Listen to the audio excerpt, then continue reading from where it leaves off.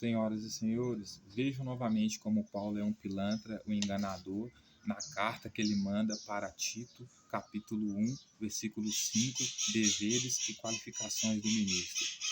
Por esta causa te deixei em Creta, para que pusesse em ordem as coisas restantes, bem como em cada cidade constituíste presbíteros, conforme te escrevi, algum que seja repreensível, marido de uma só mulher, que tenha filhos crentes, que não são acusados de dissolução e nem são insubordinados, porque é indispensável que o bispo seja irrepreensível como dispenseiro de Deus, não arrogante, não irascível, não dado ao vinho, nem violento, nem cobiçoso de torpe ganância, antes hospitaleiro, amigo do bem, sóbrio, justo, piedoso, que tenha domínio de si, apegado à palavra fiel, que é segundo a doutrina, de modo que tenha poder assim para exortar pelo reto ensino, como para converter os que contradizem. Porque existem muitos insubordinados, pauradores, frívolos e enganadores, especificamente os da circuncisão. É preciso fazê-los calar, porque andam pervertendo as coisas inteiras, ensinando o que não devem por torpe ganância.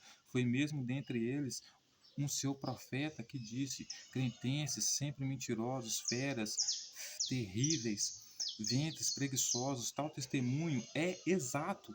Portanto, repreendo-os severamente, para que sejam sadios na fé e não se ocupem com fábulas judaicas, nem com mandamentos de homens desviados da verdade. Todas as coisas são puras para os puros, para os puros, todas as coisas são puras para os puros. Todavia, para os impuros e descrentes nada é puro, porque tanto a mente como a consciência deles estão corrompidas.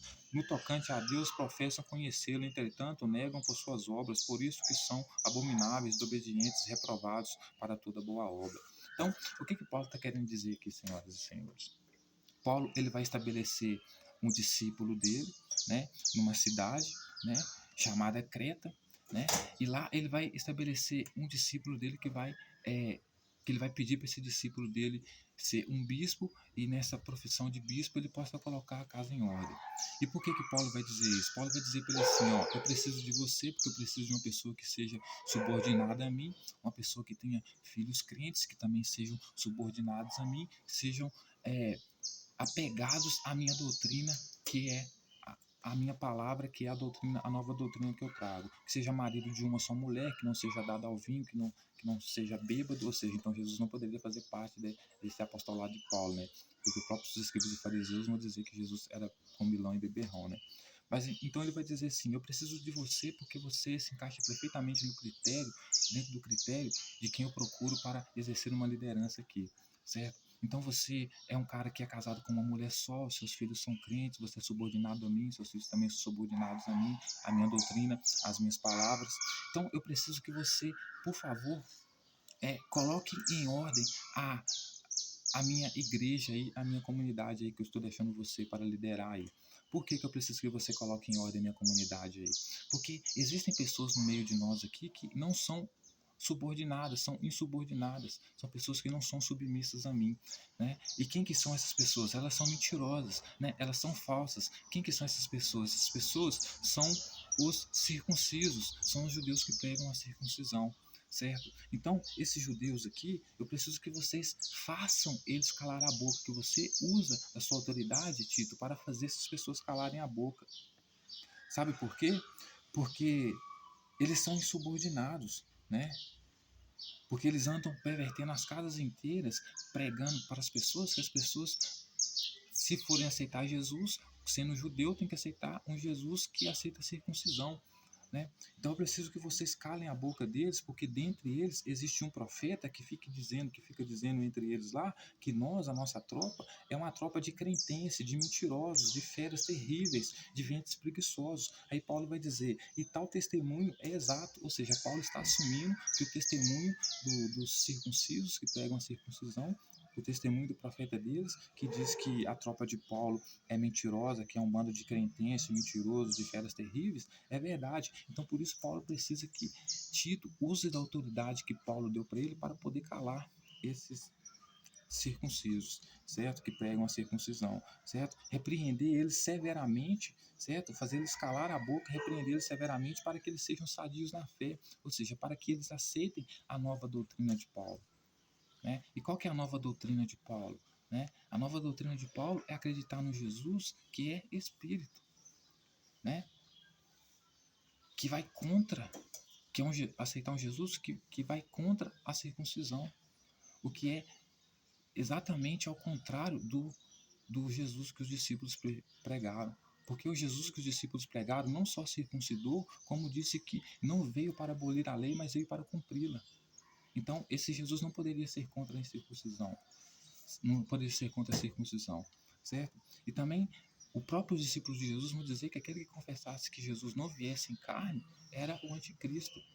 Ou seja, Paulo era o anticristo, porque Paulo estava confessando que Jesus veio em espírito. Enquanto os próprios discípulos de Jesus, os que ouviram a respeito de Jesus, diziam que Jesus, na ressurreição dele, né, ele veio em carne e osso. Né?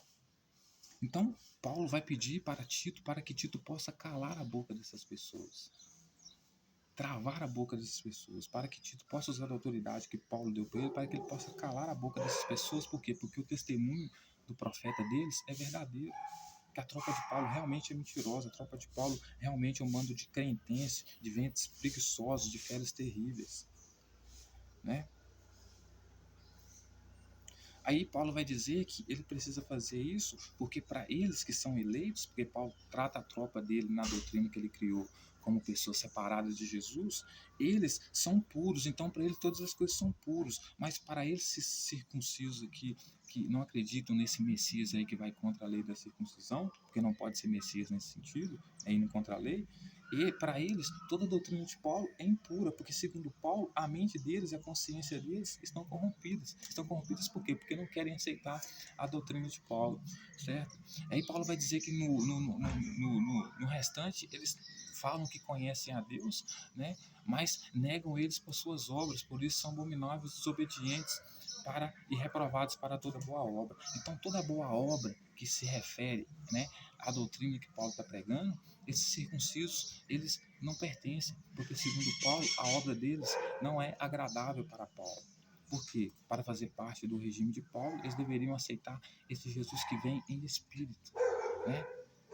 Que vem em espírito, e não o Jesus de carne e osso que os discípulos esperavam como um governante de carne e osso, que fosse governar de carne e osso, né? Porque Paulo promete um mundo espiritual, um Jesus espiritual que vai governar após a morte deles. E ninguém espera morrer para ter um líder, né? Ou seja, aí ele vai continuar falando no capítulo 2 lá, dizendo que é para Tito instruir todas as senhoras e os senhores mais velhos que estiverem dentro daquela comunidade ali, né? A todos que também não fossem dados ao vinho, né, que fossem sadios na fé, ou seja, que adorassem, que fossem submissos à doutrina de Paulo, que eles passassem a ensinar aos jovens que estivessem se relacionando que as mulheres fossem submissas ao seu marido, né, e que os escravos também fossem submissos aos seus donos, que não respondessem aos seus donos, né, que não respondessem aos seus donos, que fossem submissos a eles, né? Ou seja, indo completamente contra ao Messias, ao Salvador, né, que os discípulos pregavam. Porque os discípulos pregavam um Messias Salvador, um Jesus Salvador, que viesse tirar o povo do jugo, da escravidão romana e judaica ali, né? E não que viesse pregar para esses escravos que adorassem os seus servos, que adorassem os seus donos, que não respondessem a eles, que não roubassem a eles, né? Porque eles esperavam um Messias que exatamente incentivasse eles a roubar aqueles que roubavam eles. E não que aceitassem ser roubados por eles, pelos seus senhores, sem roubá-los de volta, né? Senhoras e senhores. Então, Paulo vai basicamente dizer que nessa doutrina dele, né, esses circuncisos aí que defendem a lei judaica não fazem parte, por quê? Porque eles são impuros, né? Eles não são submissos a Paulo, não aceitam a doutrina de Paulo. Então, por isso, eles são insubmissos, né? Eles são abomináveis, eles não vão fazer parte, porque eles não são eleitos. E a tropa de Paulo, que aceita a doutrina de Paulo, é eleita, é diferente, né, desse Jesus enviado, esse Jesus criado, inventado, que Paulo inventou, né, e criou, né? Você vê que o Deus que os judeus acreditavam, né? Ele era tão rigoroso na questão do pecado, né? E de aceitar você pelas suas obras e não pela graça, pela fé, né? Que ele vai ensinar o que lá na segunda Reis lá, né? Quando ele vai punir o povo dele lá, porque o povo dele não se arrepende aí, né? Ele vai fazer ele vai dizer assim: para que vocês se arrependam a mim, eu vou fazer vocês comerem o filho de vocês, o próprio filho de vocês. Né? Então, ou seja, o Deus que os judeus acreditavam era um Deus que queria que os seus seguidores seguissem a lei dele. Não que fossem salvos pela graça, pelo amor, mas que fossem salvos pela obra. E a obra de quê? De seguir a lei. Né? Então, esse Jesus que Paulo prega, que salva pela graça, não tem absolutamente nada a ver com o Jesus que os discípulos pregavam, com o Jesus que os discípulos ensinavam, que dizia que veio para cumprir a lei e não para abolir a lei. Né? Então, como é que esse Jesus que veio para cumprir a lei iria abolir a lei da circuncisão sem que era lei? Né? Se ele defendia o mesmo Deus do Velho Testamento, né, que exigia das pessoas cumprimento da lei, quer dizer, obra física, atitude. Né? Ou seja, para que ele queria que as pessoas se arrependessem, as pessoas não se arrependessem do pecado delas, ele faria as pessoas comerem os próprios filhos. Então, ou seja, ele não iria salvar as pessoas por graça, ele iria salvar as pessoas por arrependimento, por obras. Né? Então, que as pessoas... O Jesus de Paulo, né, é um Jesus que não agrada os judeus e nem os romanos. Na verdade, não agrada ninguém, nem os gregos. Né? Então, senhoras e senhores, o Paulo, né, ele tenta tampar a boca, né, daquelas pessoas que pregam contra ele, né, que pregam contra a doutrina dele. Porque se eles esperavam um Messias, eles esperavam um Messias que viesse cumprir a lei, não abolir a lei, como Jesus de Paulo estava fazendo, abolindo a lei da circuncisão. Né? Não só abolindo a lei da circuncisão, como abolindo também a lei dos sábados, colocando acima dos sábados, se dizendo Senhor dos sábados. Né? Então, os judeus não esperavam um rei assim. Né? Então, Paulo é um enganador, como ele mesmo disse, porque ele, como os judeus, né, dos circuncisos lá, dos que circuncidavam lá, né, dizia que, como o profeta deles dizia que a tropa de Paulo era de enganadores, era de mentirosos e feras terríveis, era verdade, e o próprio Paulo confirma isso. Então, é isso, senhoras e senhores. Paulo é um enganador. Foi assim que eu cheguei a essa conclusão. Ele é o anticristo, porque ele pega Jesus vindo em espírito e não em carne.